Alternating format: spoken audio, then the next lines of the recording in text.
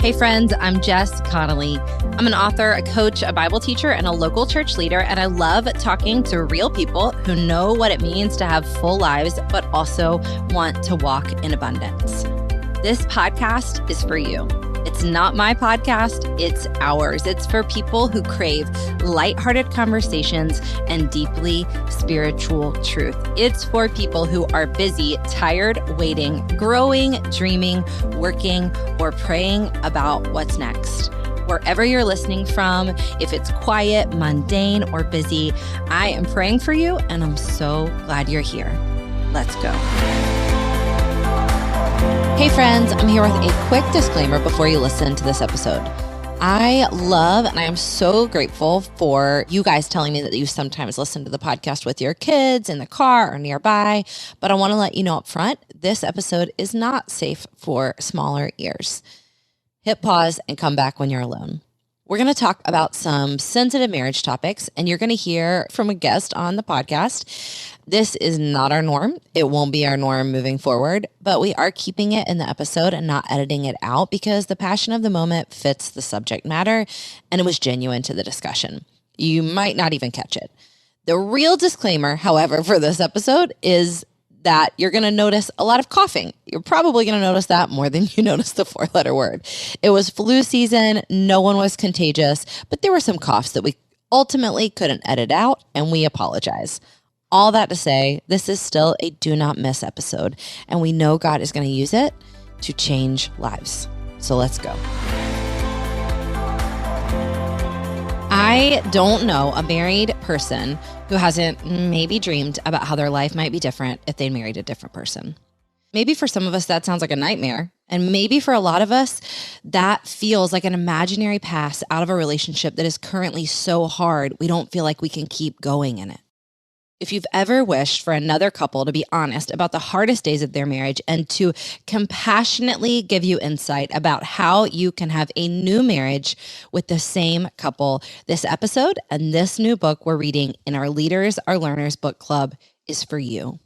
This book is written by my sister and brother-in-law, two of the most important people in my life, and they're also the two people who have helped me fight for my marriage the most. If you're single, this episode and this book is still for you. It's about the gospel, about redemption, and it's an incredible resource as you lead and love and serve people right where you're at. If your marriage is awesome and you want it to stay that way, this book is for you. If your marriage is lackluster and maybe you've lost hope that it could ever be something better, this book is for you. If you are on the absolute worst day of your marriage, I pray that you are encouraged and seen and heard. And I know you will be in this episode. Let's go. All right. Every couple needs a couple. I think a couple, and maybe a couple of people who will fight for them, who will fight for their marriage. You guys are that couple for us, but I'm thrilled to get to. All right. Every couple needs a couple. I think a couple, and maybe a couple of people who will fight for them, who will fight for their marriage. You guys are that couple for us, but I'm thrilled to get to share you with everybody else today, just for a little bit. Like, I get you back. But so I thought we'd start by sharing one of our favorite stories to tell, because we're storytellers, about one of the times you had to fight for my marriage before I was even married. Mm-hmm. So should I start and you finish? I mean, I know exactly which story you're going to tell, so go ahead. This was back in Katie's weightlifting days. So I'll set the scene for you. The year was probably 2003, maybe 2002, 2003. Yeah, 2003. You guys were, no, you were definitely married. So it was probably 2003. Mm-hmm. You guys were married, probably pregnant with your first baby. Mm-hmm. Maybe that's where your energy came from. My passion. And Nick and I were dating. We were not yet engaged, and we were going through a really rough season. And I just remember that for whatever reason, we felt safe to come over and fight in front of you guys, which we still do, all of us. And so we were like, we're going to go over to their house and work this out. And I was probably not being reasonable. I think I was probably being pretty emotional. I do remember what I said, and I don't want to repeat it. You have to. I think I was like, tell me I'm beautiful. Yes. You kept saying, tell me I'm beautiful. Just tell me I'm beautiful. Over and over again.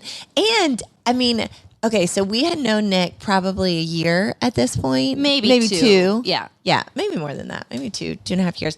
I should have known Nick Connolly by this he point. doesn't play like he that. does not play. He doesn't enter into our crazy. But see, Josh entered into my crazy. He did. He would like chase me down the street. It's a cyclone of he excitement. You can't. he Not get was sucked in there. not like over it at all. He didn't try to be the bigger person. He would just chase me down. I was hold learning me. from you. So you'd get out of the car and go running if you got in a fight, and Josh would chase you down. If I get out of the car and go running in the middle of a Nick fight was with Nick, gone. he's like, see ya.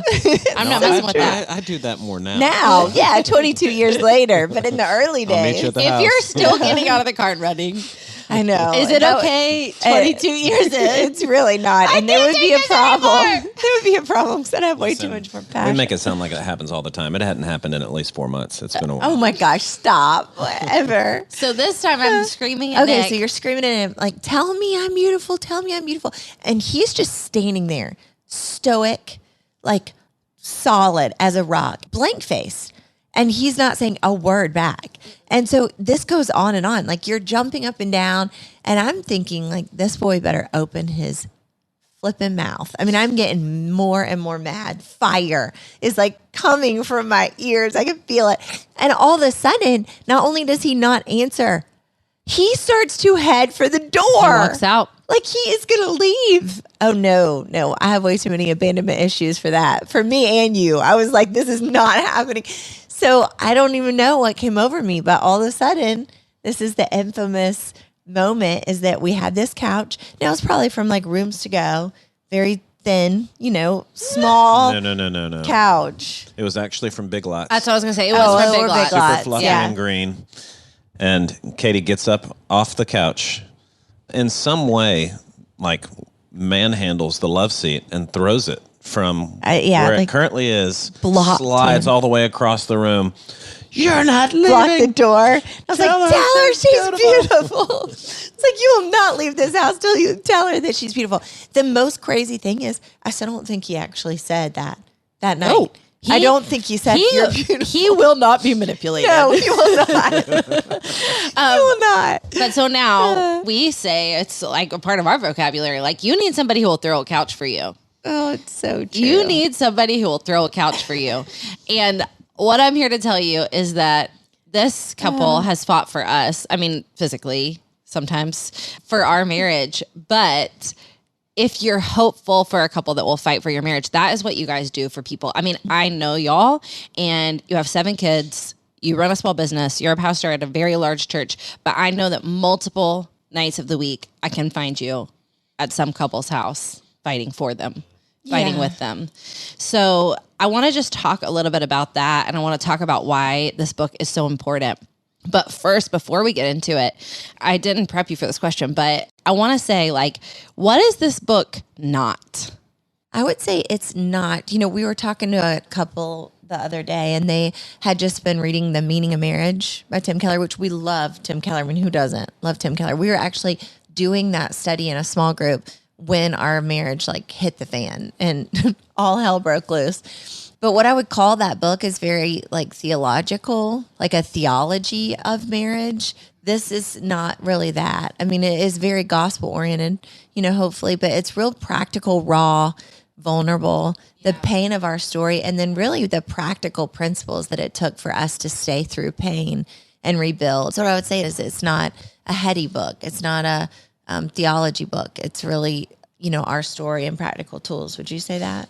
Yeah, and I would probably add that there's a lot to marriage that we all share, like the presentation of, the way that we act around people, or at a restaurant, or at church. And then there's like the Tuesday night that is oddly emotional and raw and real. Yeah. And so I think it's raw in the sense of like we really talk about the stuff that I think we all experience, but oftentimes struggle to know what to do with. Like, how do I take this to God and deal with it? It's so transparent. You guys are so generous in that way in this book. I will say, having had read the book, it is so generous in its transparency, in y'all's transparency. even knowing y'all, there were paragraphs I read that I was like, I don't know that anyone's ever said that out loud before, and we all needed to hear it. But I do think it's a theology book. I mean, like, that's humble of you to say that, but to me, it is a book about redemption. It is a book about forgiveness. So I want to ask you this, because I feel like we've talked about it a lot privately, but from my perspective, I just want to say it doesn't read like a book that is encouraging every couple to stick it out and white knuckle it, like with no variations. You know what I'm saying? And I would love for you guys to speak to that a little bit. Well, I think the generation prior to us potentially stayed through really difficult circumstances, even more so, than our generation. The thing that we're trying to communicate in this book is that there is definitely a fracture in endurance in our culture, in our generation. Yeah. We really don't know how to stay through pain. We don't have to. We have had the privilege of not having to stay in any job, any church, any city. Yeah. And so I think marriage is similar in that way, in that there's a huge move in the culture towards happiness and getting your needs met and fulfilling your own desires. Yeah. And that none of that correlates with staying through pain and through like an enduring love. Yeah. And so I think that's our heart, that's what we're trying to communicate, is the fact that you really need to prepare for pain. You need to prepare for these seasons. It doesn't have to always look like us. We hope it doesn't look like our devastating season. Yeah. But we know every single couple that we have ever talked to that have been married more than, 5 minutes, much less 5 years, 10 years, they've had to stay through these seasons of pain. Last night we were at dinner with a couple celebrating their 20th anniversary. And there was another couple there that had been married 12 years. And they were that couple that, like, if you saw them, you would just think like, well, they picked right. Like, they both are wired similar. They just are going to get along easy. They're kind of seem like loyal people. Like, they're not going to go through the hell we went through. And then yet, even last night, they looked at this couple that had been married 20 years and said, there were so many nights that we had to say to ourselves, like, what would Nate and Carrie do? Because we did not want to be together anymore. Like, we thought we've chosen wrong. Like, we weren't made for each other. So it was just so incredible to see, like, even the couple that you think in your mind's like, oh, well, it's just easier for them. Yeah. It's definitely not, Yeah. And I think culturally, everyone stands at the altar and sincerely means better, worse, richer, poor, sickness, health. But everybody only dreams about better, richer, healthier. So as soon as you hit worse, like, there's no bottom to that. You can't even fathom the, like, emptiness, loneliness, pain. Right. And you think, this isn't what I signed up for. Yeah. But it's actually exactly what you signed up for. Yeah. And so I would say it's a book about, like, we all hit some version of that low.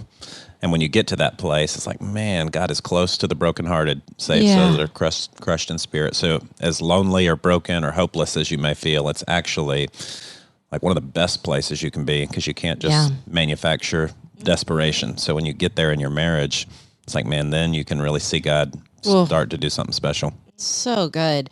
Y'all are not only the couple I come to for help in my marriage, you're also the couple I come to for wisdom when I'm helping other people in their marriage. And I feel like I've heard you say, and it's obviously also in the book, but there's like an equation of, like, if both are willing to, will you talk a little bit about that? Yeah, so we just say, marriage is going to take two people working together. But if one person starts to change, the whole relationship changes. Oof. And there was a huge season for us, which, this is, our specific story. And that's the thing about the book, is that it's principles that can help anyone in any unique circumstance, because our marriages are all so unique to us, not one single one is the same. But there was this long season for us where I was willing to stay in the house, in the relationship, but my heart was not in it. Yeah. I was still really dreaming about somewhere else.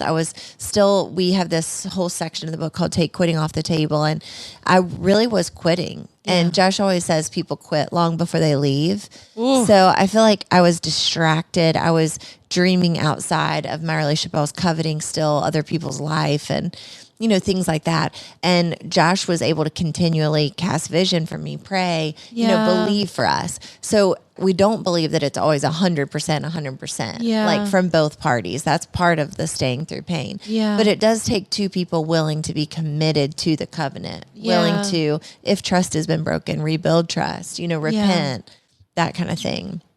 Yeah. And I would say, even in that season, you would say things like, I don't know that I love you anymore. I don't know that I want to be here. So like for anybody else in the room, all signs were that there ain't two people here willing to work. And so I think in marriage, especially in the difficult seasons, it can seem as if one person isn't there. Yep. But for me, the hope in that season was she's physically here. And while she's here, man, there's hope because I can pray over her while she's sleeping. I can serve her when she gets home. You know, if there's proximity, and God could do anything had she left, but it just felt like in that season, well, if she's not sure, then I'm gonna show her why she should be. And keep showing up for her and not be hurt or pushed away or wounded by the words. And I think that's why we have so much passion about meeting with couples is because when you really have felt that low, nothing scares you. And, I think about that with you and Nick. Like, how have we all this time been able to stay focused on fighting for the two of y'all? Because we've known God put you together.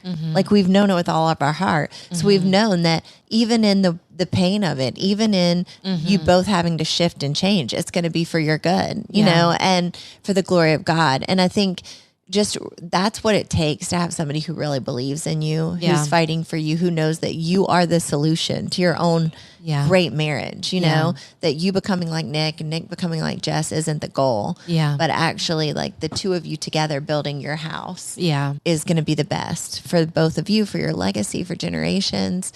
It's easy for us to believe that because we've felt it, in our own life. And then you obviously can see it so clearly sometimes in other people. Like you look at their unique differences and what beauty there is when those two people come together. And, that's part of our story too, is that, this, but our parents, when they got divorced when we were younger, a marking moment for us was when we had Anna Jay and Dad and Mom were in the room together, and there was this longing of like what could have been, you know. And I think in our story growing up, I mean, we have incredible step parents, and God's done such a beautiful thing. But we think back to that moment a lot when we were having Anna Jay, and just think like, gosh, if they would have been willing, if they could have been able to stay through that pain, what could God have done, Yeah. And that's where I think the crazy thing in that is I found out my junior year of high school that my dad had been married before. He had actually gotten engaged to my mom, broke off that engagement, married another woman who ran off on him, then came back to my mom. And it was like, man, had he not gotten a divorce from that woman, like, man, I wouldn't be here. Right. So in terms of what the book is and isn't, it's like, man, his grace is sufficient. I can't make sense of his kindness and how he moves and works. But I know there's few things that he hates in Scripture, and that divorce is one of those. Yeah. And he makes allowance for it when our hearts are hardened, and there's grace for a new day. But man, seeing him show up for us in our moments of pain, I think part of why it's such a passion point now, I forget the reference, but the praise be to the God and Father of our Lord Jesus Christ, Father of compassion and God of all comfort, who comforts us in all of our troubles so that we can comfort others with the comfort we ourselves have received from Christ. Yeah. So it's like a supernatural transfer, and that like, man, once you've been marked by his love and grace and kindness in a way, like you can't not empathize on a deeper level, have hope for people that are hopeless, want to step in and point them to what could be. Yeah. And the lens is through the road we walked. And so it's not that, our way is the way it's got to be, or it's the only way, but it was God's way for us. And so it's the lens we've got to pass on to people. Yeah. One thing I love about you guys, like not just in the marriage realm, but like one thing I love about both of you, and if you've never heard me share the story, I mean, I think I might only be married because of y'all.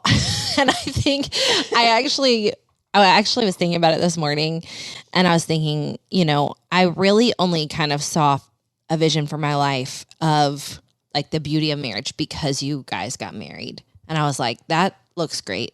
And Nick and I just both had the honor of knowing you in your dating engagement marriage season. And I think even for Nick, I mean, something like, the whole story of our lives. Nick and I were friends in high school. You guys knew him when we were friends. Nick like fell in love with you guys as friends, and then we started dating. I don't know. I think watching the beauty of y'all's relationship made us say, like, this could be really beautiful. Like, this could be a great part of our lives, But I also don't know that I'd be following Jesus. I'm sure I would. I'm sure he would have got me somehow. But the story of how it worked out is that I am following Jesus because you had a radical life change and like came back for me is the language I use and said, like, this is for you too, But one thing that I love about you guys, just as leaders and pastors and humans, is that you never try to balance grace and truth. And a lot of times on the podcast, we'll say, if somebody's asking, how do I balance something? You don't balance it. You just go full on for both. And that's what this book is too, for me, is that like, there's no balancing act. It is full on truth. Like, God hates divorce. The union is beautiful. We are going to be faced with a million reasons, probably a billion, from day one of why we could give up on people and why we could give up on a union. And also, you don't try to balance that with the grace of, and we would never advocate someone staying in a harmful, abusive situation. There's no balancing act. Yeah. Both of those things are true. And so I know you guys have counseled so many people in absolutely like toxic, abusive situations. I have too.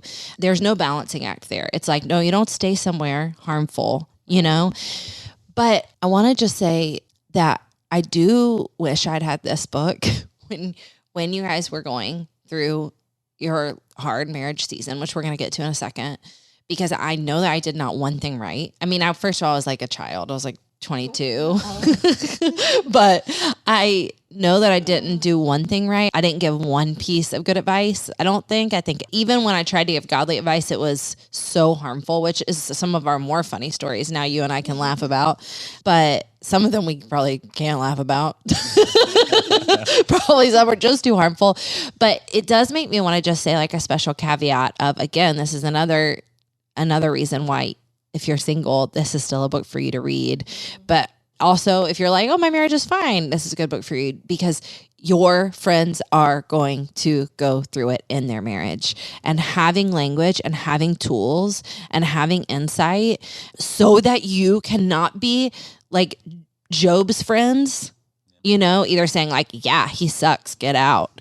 Or, you know what I'm saying? Or being the one that's like, I don't know, sounds fine, count your blessings. I'm sure it's fine. Like people need this book. Well, the interesting thing is, and I think back on our story, is that people are hurt by the consequences of your sin. Even if in our story, when I had an affair, I was hiding, of course, from Josh, but I was hiding from you as well. Like I was hiding from everyone, and I was manipulating, and you kind of put on certain things for certain people that you want them to see and things that you don't. So when something happens in one of your friends' lives in another couple, and we've watched this happen time and time again, and we're watching it happen right now, is that the covenant has been shattered. That's who the vow was made to. But then the friends are hurt. Yeah. Like they think it was done to them. And I think the most important thing to realize if you want to fight for your friend's marriage is just to remember, like, it really isn't about you. Yeah. They have broken covenant with their spouse, and that really isn't about you. It's really not about you. And they've got to, there's something about that season that for us, the reason why we wouldn't trade it is it lets you, when all hell breaks loose and shit hits the fan, oftentimes it helps you prioritize like what is real and what is right. And we had to learn to go to like a 10 with each other and everyone else a 2. Yeah. And I remember when I was first learning that, I was like, wait, what do you mean? Like my mom and my sister? Right. A 2 compared to our marriage, that's never going to happen. Right. Like I did not think that was physically possible. Yeah. But this can happen if there's sickness, if there's betrayal, if there's addiction, if there's mental health issues. When things like this happen, you have to really focus in on the new family identity that God's given you. And so I think for the friends around, the best way to love people is just to really have to constantly remind yourself, like, this is not about me. Yep. This is about them and them rebuilding. I can give them wisdom from that perspective more easily than if it's, if I'm offended, if I'm hurt, that kind of thing. I think the other thought that comes to mind for the couples who would say like, my marriage is good or we're great, or for the single folks, it's like nobody gets married or walks through great seasons of marriage with eyes out for trouble that's coming their way. And so looking back now, and we talk about it a lot in the book. It's like, man, had I had the like humility to receive wisdom and apply it to my life instead of shake my head yes, knowing full well, like I ain't doing that. It's like I can play out our story so differently to think like, man, what would have happened had I just listened? And I think oftentimes, and we were the same, couples think they're the exception. They can navigate this path in their own way. They can apply wisdom sometimes, not all the time. Yeah. They're going to be fine. But like, we're all going to face trouble. Yep. And we're all going to have to navigate that. And I think our story just paints a picture of times where wisdom is available and we don't take it. And there's real consequences to that.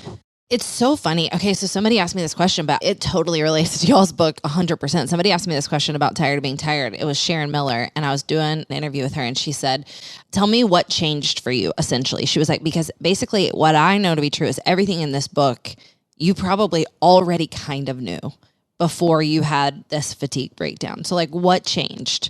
And I said, I stopped making little exceptions. And I think the same is probably true for marriage, like in the way you talk to them, and the way you view them, and the way you forgive them, and the way you handle.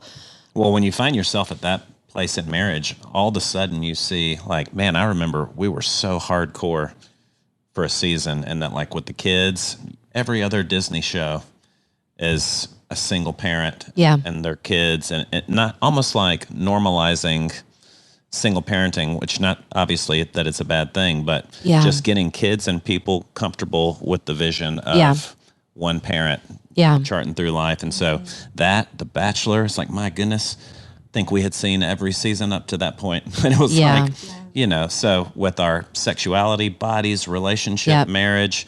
With hiding, with confession sin. Whoa. I mean, we call it confession therapy, but like, we don't hide anything. Yeah. And I was hiding everything. Yeah. But like once you've tasted that freedom that actually built intimacy, we say this covenant can handle so much. Yeah. But people just hide. And then it, puts that wedge between them. The songs you sing, the shows you watch. The songs you sing. It's like you find yourself at a place where what matters most to you, which you've always labeled as like lifelong or certain, is shaky at best. Yep. Then all of a sudden you start like evaluating every influence and voice in your life and realizing, man, the scales are tipped for this thing not to happen just by way of the voices we've let in our people heart. Close to us, if we think, I don't know if they're going to make it. We say that.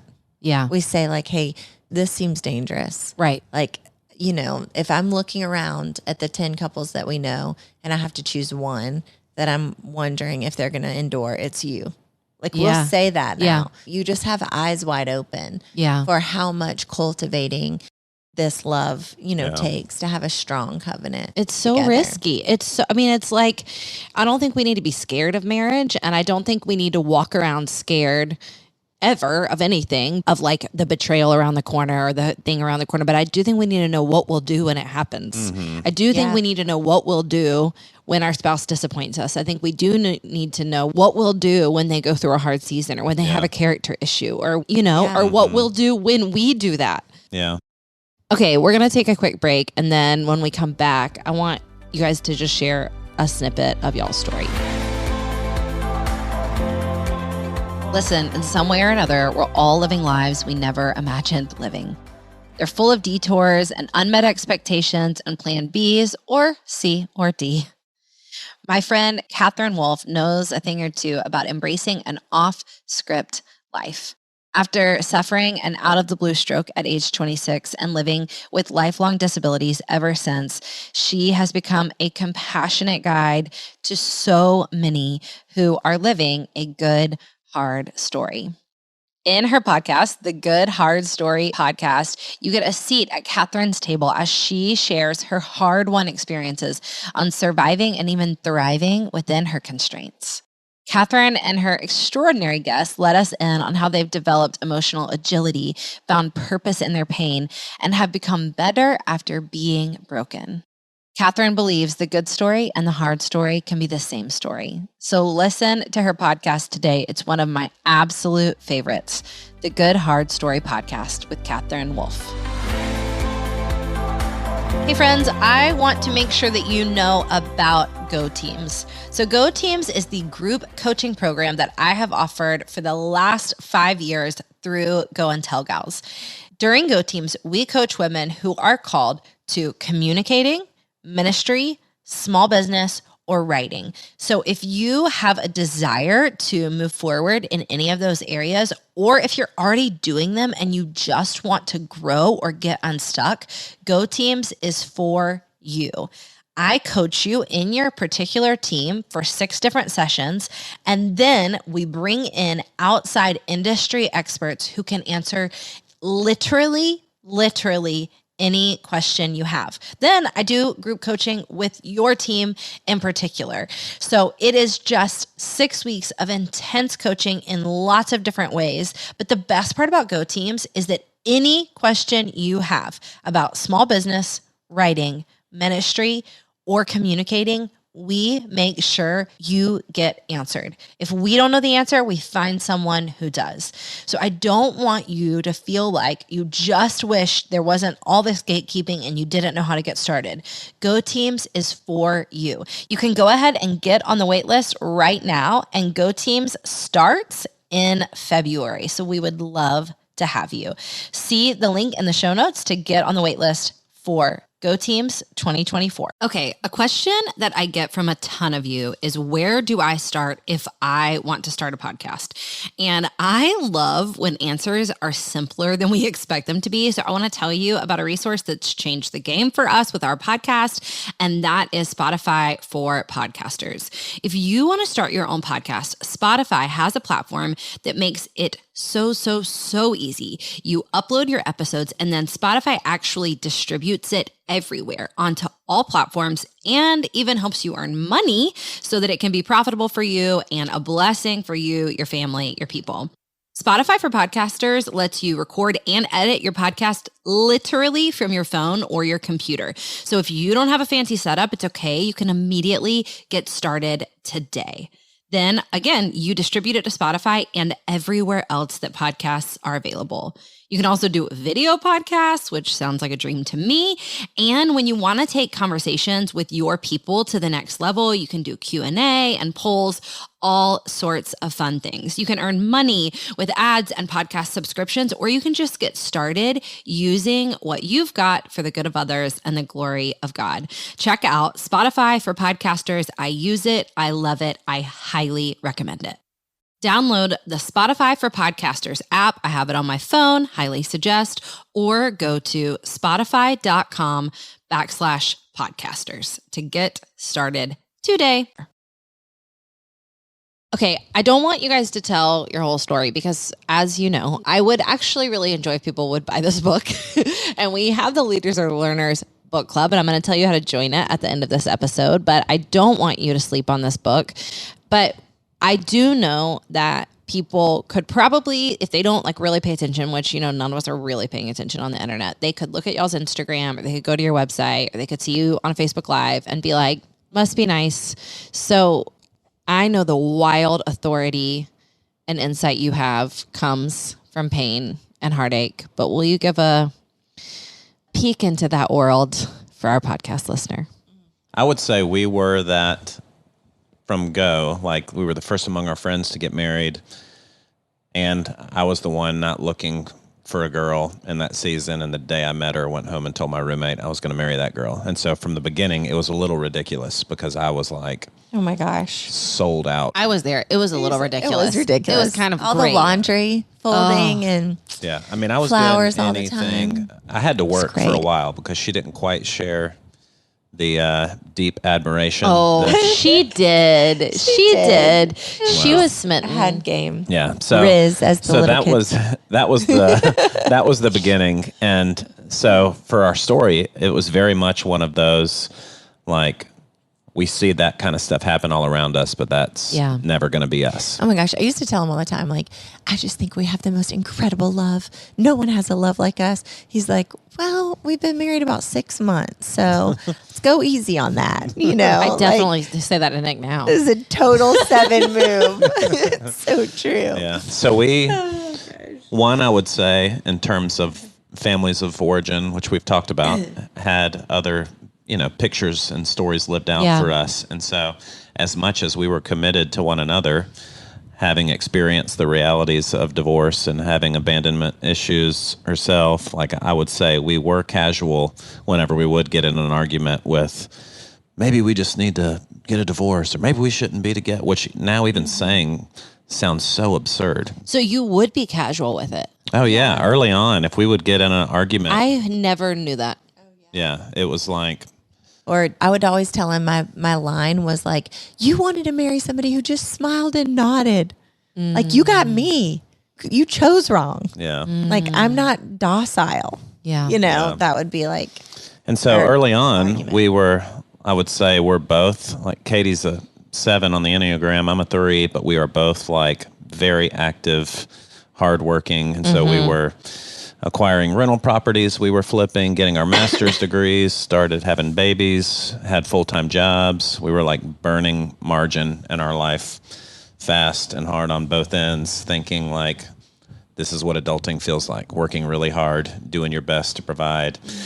And so over time, 7 years in, what I thought was normal hustle and adulting and drift, we were still having sex, going on date night, getting away, doing the behaviors that would seem healthy. Like her heart had just drifted, and I didn't even realize in that season that I wasn't really shepherding her heart or really listening to what her needs were. And so she began to kind of dream outside of our relationship. And even from a pride perspective, we look back on that season and we were like the most spiritual people in the room. And now that we're in a totally different church culture and context and we got here so broken, like we can't even fathom that.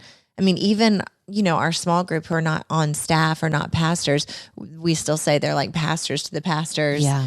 Like, we just really recognize that we're learner and we're definitely not the most inspiring or spiritual people in any room we're in. You are in my room. Well, that's definitely not true. But I don't know, looking back on that time, like that was one element of our story too, that we wouldn't have called that hiding, but it's obviously a very effective way to hide is to think that you're the leader. Nobody knew the real pain points, even when we would experience them. We weren't talking about that with anybody really. And so in our story, we were semi-isolated in that way, like, in the way of having, mentors or real community, things like that, until another couple came and moved into our small church that we were in. And so we say, the boundary line started to be very blurred with them. We were drinking together most nights, hanging out. We moved in 2 houses down from them, so it's kind of, I think in culture, a lot of people that we see have these very close friendships that you're like, that's interesting, that the guys and girls text each other and that, but that was definitely us. We were in that we were all youth workers. There really wasn't anybody else our age. And so, just lines got blurred. So I was definitely having what I would know now is an emotional affair for at least a year, where I was dressing for him, thinking about him, wondering if he was flirting with me, those kind of things. And the enemy just waits in territory like that. When we always say nobody wakes up to have an affair. Yeah. But looking back on it, I'm like, oh my gosh, we were walking just on such a thin place for a long time. And then we had my son, Abel, on May 29th, and he was in the NICU. And it was that day that he had asked to go back into the back with me to the NICU. You could only have one other person. And that's kind of when it was like said, hey, I think I have feelings for you. And so from May 29th I confessed to Josh on August 8th. And so that whole summer, I say, was just a pit of hell, trying to figure out, could I leave my family? I have 3 kids, what would it look like to be with this other man? Really just putting my whole heart into a whole nother situation, dreaming about a whole nother family. And still we say the night of the confession, I don't even know how the words came out of my mouth, because the girl comes over crying. She's like, something's wrong with my marriage. She's like, I think there's someone else. Josh is like, no, I know your husband. That would never happen. He's like consoling her. And she goes to leave. And I just looked at Josh and was like, what if it's me? thinking that would never leave our couch. I don't even know what I thought, but I just thought, I'll tell him that maybe it'll create some distance between us. Yeah. But no one will ever know, Yeah. the real story. And instead, that night was like a scene from Desperate Housewives or something. We're all in the front lawn screaming, crying, broken. The church asked Josh not to come back when he went to tell the pastors. We ended up those next 6 months just like in no man's land. Yeah. But one thing that we have talked to a lot of couples about who have been in this place or any other place of addiction, betrayal, things like that, is that it was not a quick healing or a quick cutting off, like from that first moment of confession.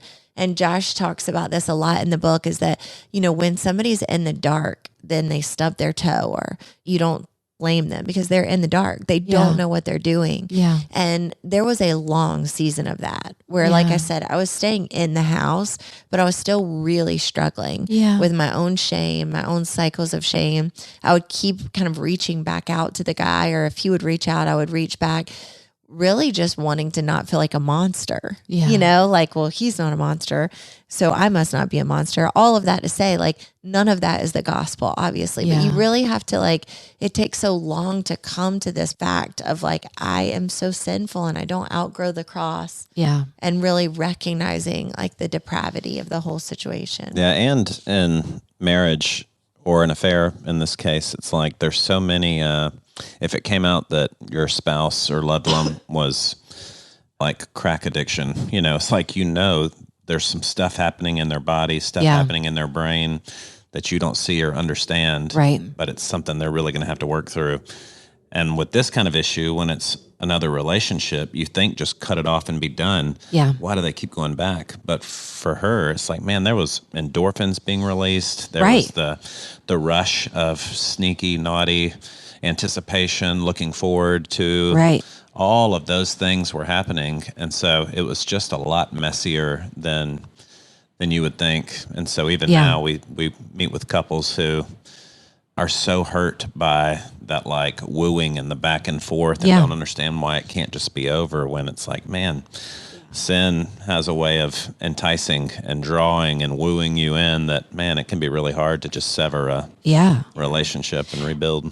And I appreciate you saying that, Josh, because of course now, like, this many years later, I know there are people who are listening to that and being like, you had a hormonal imbalance.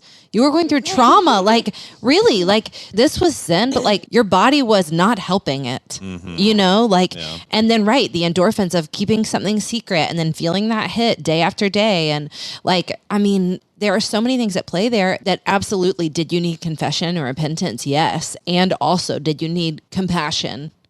Yeah. For the trauma that was going on inside your body. And vision. I mean, and that's where the title of the book, New Marriage, Same Couple, really comes from, because Josh, I would bring him all these journals, these old journals where I was calling him nicknames like Snooky Boo Boo and, all this stuff. And I would tell him, like, I don't feel this way for you anymore. And I don't think I'm ever going to feel this way. I mean, he could have looked at me and said, you're right, you don't feel this way, because you've now taken all those endorphins and given them to someone else, with like the brand newness of lust and love and what you think is love. That's all lust and passion, But instead he was like, I'm asking you to go to a new place, a deeper place of love. Yeah. And that vision, I mean, was the most compassionate thing he could have given me, because he helped me see, like, we're not trying to get back to that. Come on. We're going to go someplace deeper. We're going to go someplace stronger. Yeah. And I couldn't even fathom that. I mean, I remember like it was yesterday, the night that he said that. And I couldn't even fathom, like, what the heck is he talking about? Right. But it was enough of a glimmer of hope that I was like, what if he's right? Like, what if there is more to love than what I know? What if this is self-love? Yeah. And part of getting married and part of this covenant is understanding love, which I don't think you do, over time. On our 10-year anniversary, I wrote him this card and I was like, I think I'm just starting to love you. Yeah. I mean, just starting, that's a long time. 10 years. I remember Nick and I having a similar awakening on our 10-year anniversary. And I remember saying something to him, like, while we were on a 10th anniversary trip, saying something along the lines of, like, I think I'm going to love you if you really screw it all up. I think I'll stay with you. And he was like, Good to know now. It's so true. On a deeper note, Katie, I want to just pause, and I just, in my spirit, I sense that there are some women listening who just heard you say like, and I was dressing for him. And I think that, I don't know, like, I don't think we're talking about emotional affairs the way we used to. Yeah. I don't know why. I feel like when we all got married, it was much more of a conversation. And I don't feel like people are talking about them now, but I do just sense that there might be some women listening and who are saying like, why did you just call that emotional affair? Yeah. So for the woman who might be dressing for a guy, who might be like craving his affirmation or his attention now more than her spouse, for the woman who might be like entertaining what seems like innocuous fantasies about, you know, him being her spouse or him taking her on a date or him, I don't know, like the guy that you're connecting with at your office because your husband doesn't connect with you anymore. The barista whose attention like makes you feel free and happy and light. Yeah. Can you speak a little bit to her? So the most loving and the hardest thing that I could say is that when you have desires outside of the covenant, the man that God's given you, it's actually an invitation. It's an invitation for us to go to a new place of intimacy with the Lord. And it's the most loving thing I could say because that is the truth. He doesn't hate your desires. He doesn't hate these longings that you have, but he is asking you to bring them to him for fulfillment, for true satisfaction, for intimacy. But the hardest part about that is that so few people will do that. Yeah. It's so much easier to take these things to the world, meaning that person down the street, the barista, money, the new house, you know, the next thing, and none of it will satisfy. Come on. So that would just be my greatest like hope and encouragement is that if somebody hears like, you know, I have had a lot of these desires that are not being fulfilled outside of marriage, they would see that as an invitation from the Lord to come to him. I mean, one word from Jesus changes everything. You know, one word, it sets us right. He created us and all these holes that are inside of us, like he has such compassion for. But I really believe that he'll help them to know exactly like how to move forward next. And for our relationship, Josh knows, I mean, I do think I'm a woman of great desire and a lot of longings. But what I've learned is that he can handle all of that.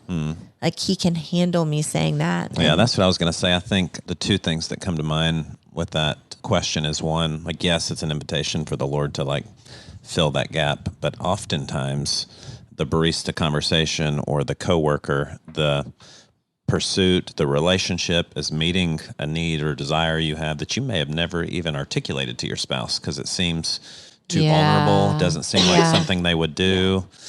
The flirty fun, the easy nature of it. And so like in terms of your spouse's capacity to handle you, it's like, man, it can be hard to say needs that you have that aren't getting met or feelings that you desire that you're not sharing together, that kind of stuff. If you'll put it on the table, then you can really see your spouse step up and serve and meet and try to pursue you in ways that are going to meet a real need. And the second thing I would say is I think we tend to think those thoughts like the anticipation of seeing the coworker or thinking about what outfit I'm going to put on through the lens of when I'm going to see this guy or girl.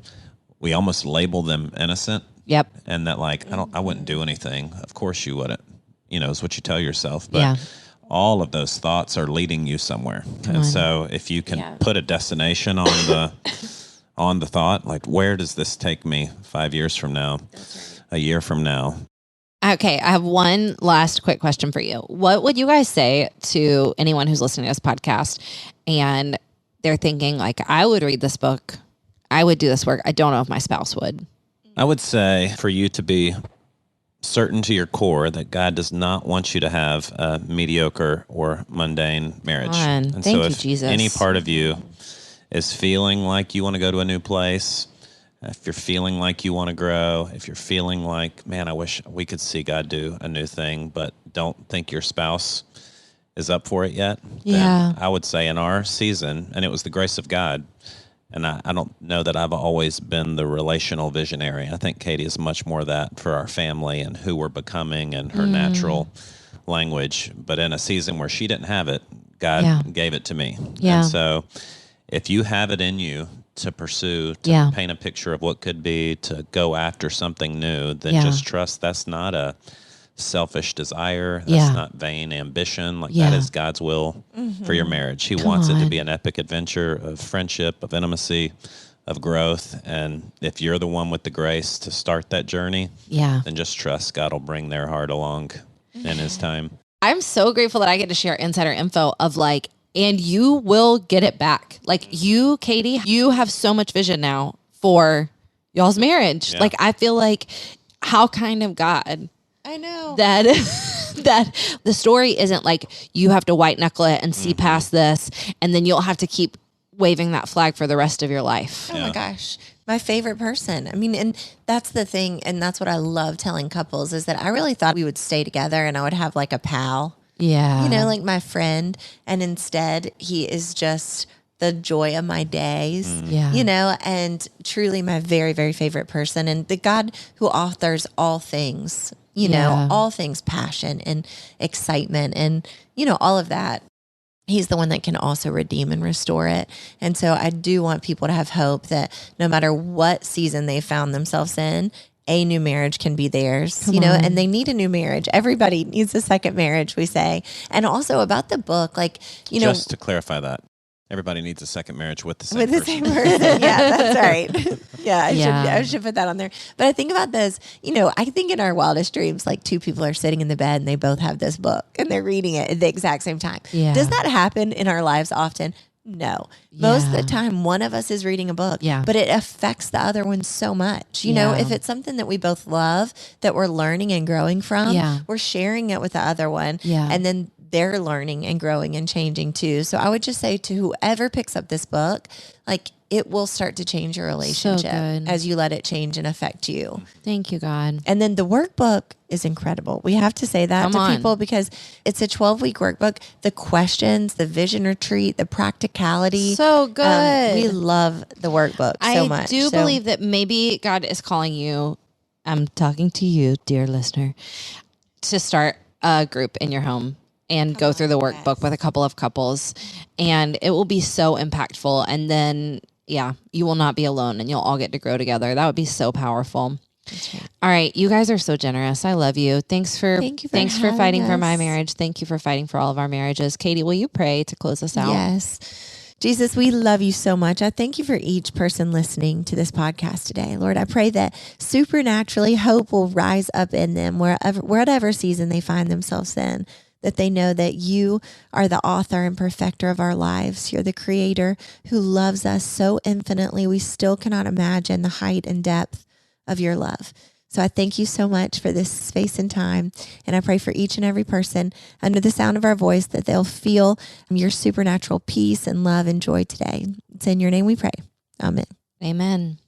Go to the show notes to join the Leaders Are Learners book club.